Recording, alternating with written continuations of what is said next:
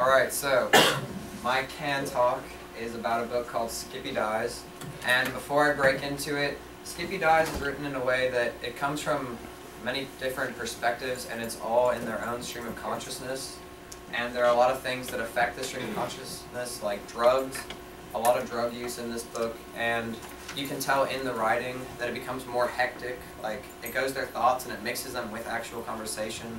There's no spacing between dialogue, it's just quick short little sentences that all go together. And Skippy is the boy that dies, but his roommate named Ruprecht is a very smart guy who is looking into something called M theory, and so my thing that I'm just discussing today is called M school theory. And so in short, M theory is that our universe came into being because a bunch of random other universes were quickly moving and colliding, a lot of chaos, until two universes hit, they make a giant explosion causing the Big Bang, bringing into life our current universe. And so this kind of goes along with the book because while you start reading it, it seems very hectic. You get a bunch of different narratives that don't seem to have anything to do with each other, but as you progress through the book, you slowly start to relate things. The very first chapter is Skippy dying, and then it goes back months before and lays out the entire plot line and going up to it, and you don't know who killed Skippy, why they killed Skippy, and you really don't know until even the end.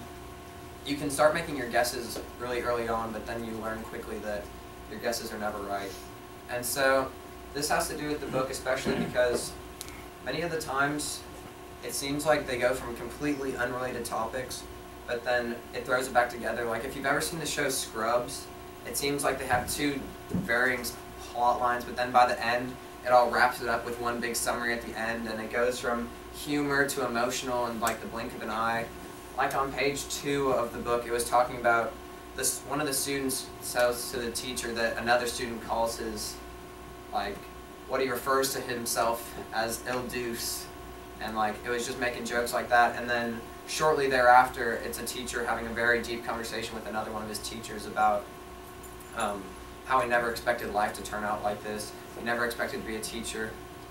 And so the Big Bang also relates greatly to school.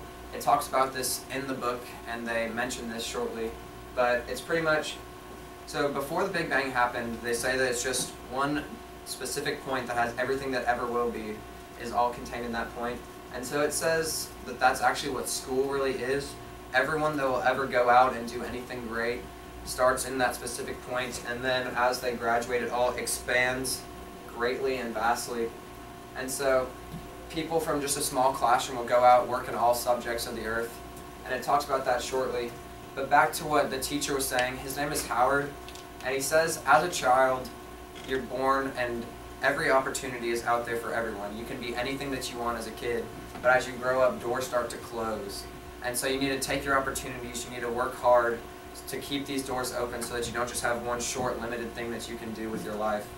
And he said, as a kid, everyone wants to be an astronaut or a firefighter or something great like that, but the sad truth is somebody will grow up to be an orthodontist.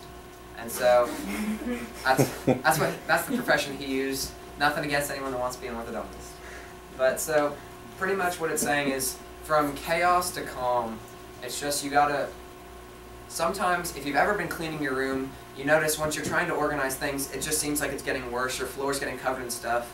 But as you slowly put things back together, it has to get worse before it can get better, in short. And so that's one of the major underlying themes of this story.